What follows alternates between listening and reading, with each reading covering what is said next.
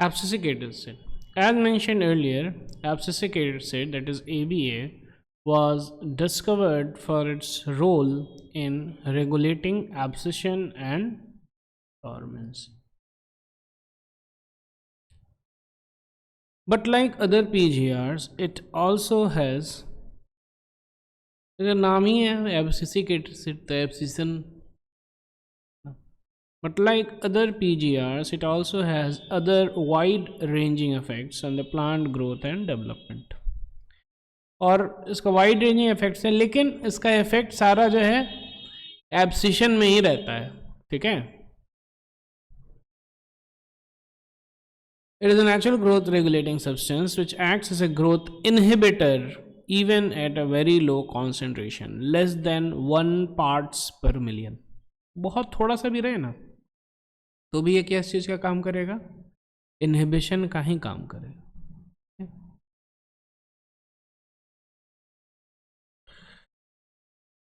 Isolation तो actually क्या है कि ये ठीक है, ये है नहीं, हम लोग को आएगा एनसीईआरटी में आएगा तो हम लोग आगे पढ़ लेंगे. ठीक है. It acts as a general plant growth inhibitor and an inhibitor of plant metabolism. ठीक है. तो इनहिबिटर है ये, इनहिबिटर ऑफ प्लांट मेटाबॉलिज्म.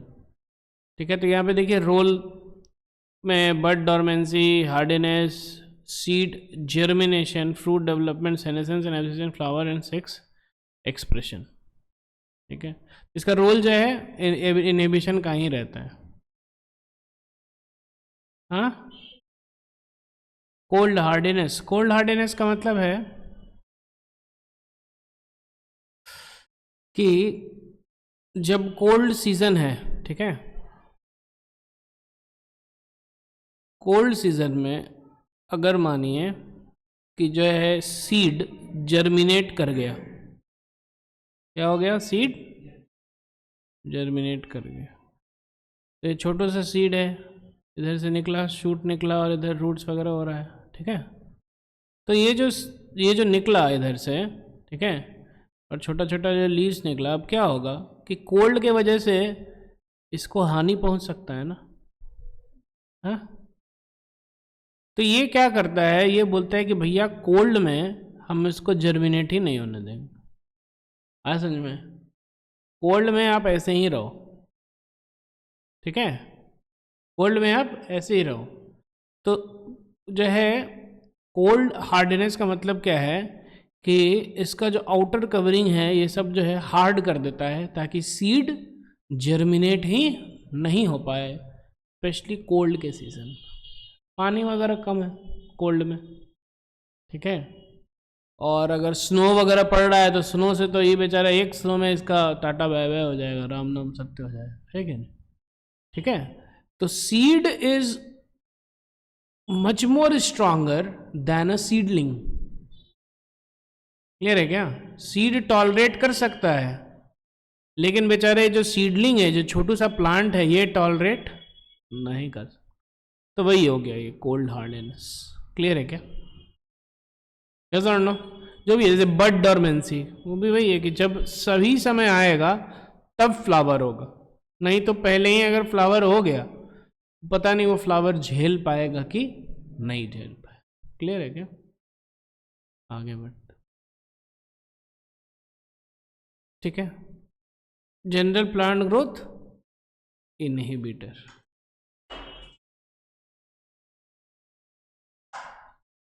तो भी देखिए abscisic acid in the shoot दिख रहा है. तो ये है स्टोमेटल क्लोजर इन सीड प्लांट्स. ठीक है. स्टोमेटा को क्लोज करता है ना. जो भी आयंस है उसको निकाल लिया स्टोमेटा से, तो पानी भी निकल गया, तो वो जो है कोलैप्स कर गया. इसमें देखो ध्यान से देखना, ये ए भी है ना, सब में आपको देखो closure, reduction, leaf senescence, control of leaf expansion मतलब कम करता है, induction of circular cuticular wax formation, inhibition, ये भी देखो, induction of root elongation, inhibition, increase of root hydraulic conductivity. तो मेनली जो है आप देखो कि इनहिबिटर है ना, रिडक्शन वगैरह बहुत ज़्यादा आ रहा है. क्लियर है क्या? यस और नो? रिडक्शन, इनहिबिशन, यही सब है। ABA इनहिबिट्स सीड जर्मिनेशन, ठीक है, सीड जर्मिनेशन को भी वो रोकेगा। जो मैंने एक एग्जांपल दिया उसमें भी सीड जर्मिनेशन को ही रोक रहा है, ठीक है। जब एप्ट टाइम आएगा, सही टाइम आएगा, तब फिर सीड जर्मिनेशन करे तो बेटर है।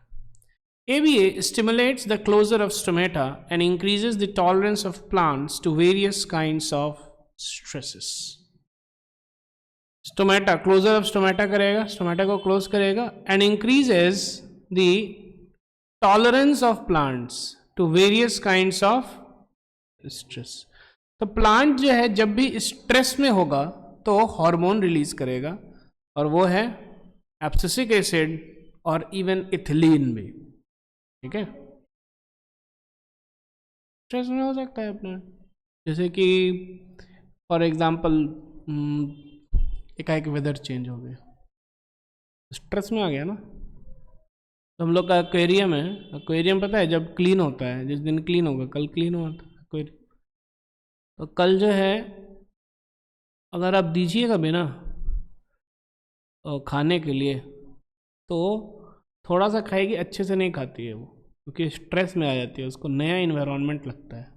पानी एकदम चेंज हो गया, नया इन्वायरमेंट उसको लगता है मछली को। तो इन्वायरमेंट जैसे चेंज होता है स्ट्रेस में आ जाता है प्लांट, ठीक है। पानी कम मिल रहा है या फिर सनलाइट कम मिल रहा है, ज़्यादा से भी स्ट्रेस में आएगा, ठीक है। बहुत ज़्यादा मिल गया उससे भी स्ट्रेस में आ जाता है। तो to various kinds of stresses, या फिर एक और भी अलग अलग तरह के स्ट्रेस हो सकते हैं, जैसे कि कल हम लोग एग्जांपल दिए थे, प्लांट एक सीड है, सीड को आपने यहाँ पे रख दिया और वो सीड जो है ऊपर जर्मिनेट कर रहा है ना, ऊपर बढ़ रहा है, लेकिन भैया यहाँ पे क्या आ गया, पत्थर आ गया, तब तो कैसे जाएगा? तो क्या होता है, सीड तो फिर सीड जो है ना, प्लांट ऐसे करके ये रूट लेता है। क्लियर है क्या? तो यहाँ पे जो है स्ट्रेस हुआ है ना इसको, क्लियर है क्या? ऐसा और no? Therefore, it is also called the stress hormone. ABA plays an important role in seed development, maturation, and dormancy. By inducing dormancy, ABA helps seeds to withstand desiccation and other factors unfavorable for growth.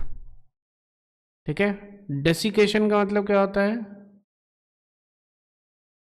ABA helps seeds to withstand desiccation, ठीक है। तो वही, अब जैसे कि मानिए कि time हो गया है ना, टाइम हो गया है, सीड जो है ग्राउंड पे आ गया, ठीक है, सब कुछ हो गया है, अब वो जर्मिनेट करने ही वाला है, लेकिन मौसम चेंज हो गया, ठीक है। तो जो सीड कोट है, जो सीड कोट है उसको ये हार्ड कर देगा, जर्मिनेट हो ही नहीं पाएगा, ट्राई करेगा कि ये जर्मिनेट हो ही नहीं पाए, क्योंकि मौसम अनफेवरेबल हो गया है ना। तो उसके बाद जब मौसम फेवरेबल होगा तब फिर जो है वो जर्मिनेट करेगा। And other factors unfavourable for growth. In fact पता है क्या होता है, जैसे कि चना होता है ना, ग्राम सीड्स, है ना। जो चना है तो आप देखिएगा कि बहुत ही कठोर होता है ना, बहुत ही कठोर होता है चना का सीड कोट, और जब पानी में देते हैं तब फिर वो फूल जाता है और उसके बाद फिर जर्मिनेट भी हो जाएगा।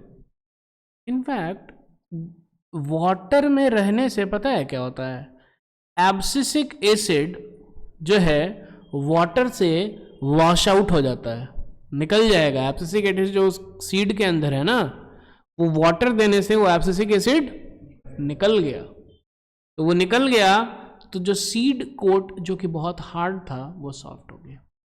क्लियर है क्या? और एब्सिसिक बोलता है भैया अब मेरा क्या काम था, मेरा काम था कि जब तक पानी आपको अच्छा नहीं मिले तब तक आपको स्ट्रांग रखना था, ठीक है। अब आपको पानी मिल गया है, मेरा काम हो चुका है, टाटा बाय बाय। अरे समझ में, abscisic acid. In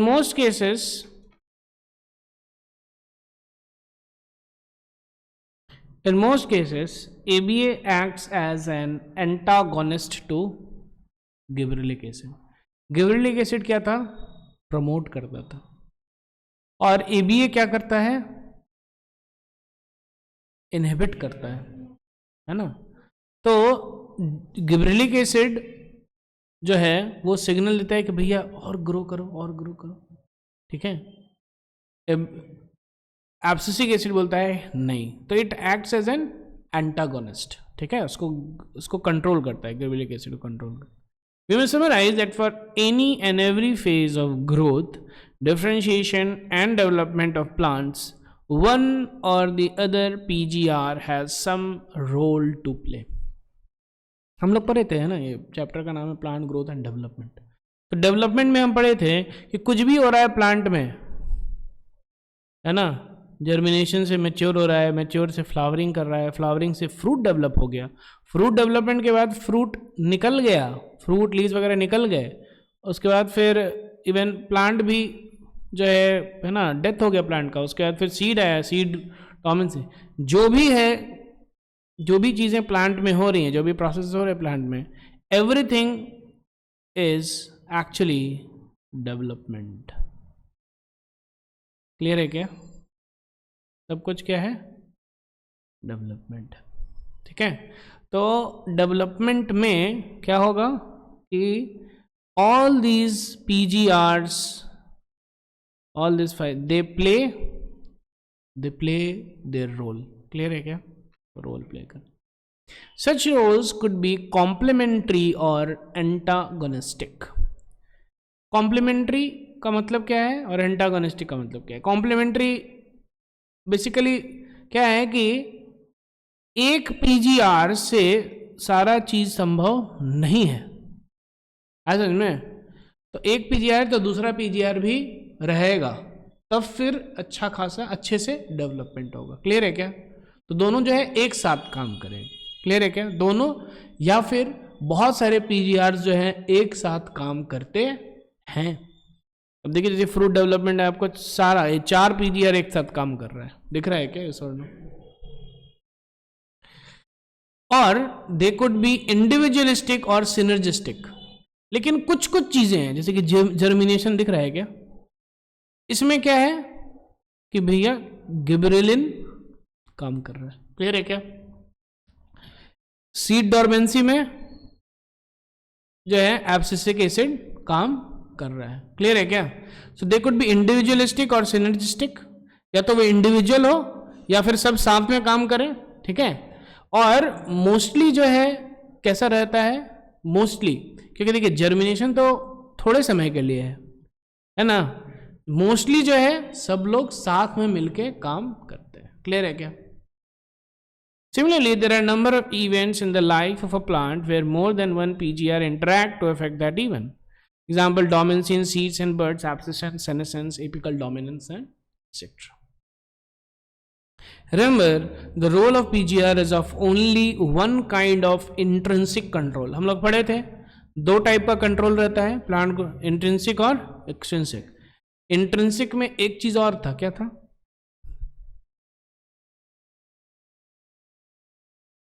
plant growth regulator था, और क्या था?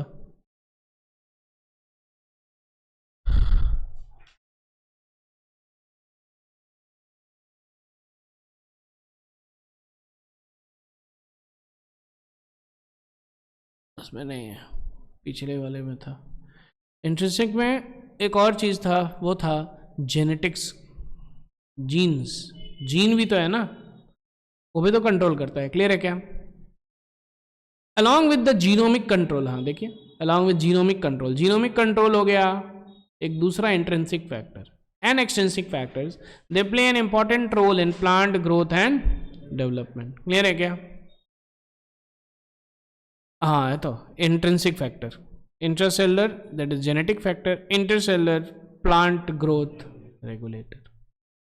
Many of the extrinsic factors such as temperature and light control plant growth and development via PGR. और बहुत सारा जो एक्सट्रिंसिक फैक्टर होता है, जैसे कि देखिए light, temperature, water, oxygen, nutrition, है ना, आपके पास जो है बहुत सारा पीजीआर है, लेकिन जब एक्सट्रिंसिक फैक्टर्स नहीं है तो फिर डिफिकल्ट हो जाएगा ग्रोथ करना। क्लियर है क्या? यस और नो? अब कैसे बनाओगे? आपके पास लेट अस से कि लाइट ही नहीं है, तो कहाँ से फोटोसिंथेसिस किधर से होगा भैया? हो ही नहीं पाएगा। क्लियर है क्या? तो जो है एक्सट्रिंसिक फैक्टर ज़रूरी है, इंट्रिंसिक फैक्टर भी ज़रूरी है। और इंटरेस्टिंग चीज़ क्या है, ये एक्सट्रिंसिक फैक्टर के कारण, ये एक्सट्रिंसिक फैक्टर जो है ये इंट्रिंसिक फैक्टर को अफेक्ट करता है। हम लोग देख रहे थे एक एग्जाम्पल जिसमें कि लाइट था और वो लाइट के कारण ऑक्सीजन रिलीज हो रहा था और ऑक्सीजन अकुमुलेट हो रहा था। कहाँ पे? जो डार्क पोर्शन था, जिधर से लाइट आ रहा था उधर नहीं, अपोजिट साइड में, तभी तो उधर ग्रो हो रहा था। तो इसका मतलब क्या है कि ये जो इंट्रिंसिक फैक्टर है ये कंट्रोल्ड होता है एक्सट्रिंसिक फैक्टर से। तो ये लिखा है कि the extrinsic factor such as temperature, light control plant growth and development, they control plant growth via plant growth regulator. Clear है क्या? समझ में? Some of such events could be vernalization, flowering, dormancy, seed generation, germination, plant movements, etc. We shall discuss briefly the role of light and temperature, both of them the extrinsic factors on initiation of flowering. ठीक है? तो हम लोग light, temperature, ठीक है, both of them जो कि extrinsic factor है, ये हम लोग स्टडी करेंगे। क्लियर है क्या? यस और नो? ठीक है। तो अब आपका प्लांट ग्रोथ रेगुलेटर खत्म हो चुका है।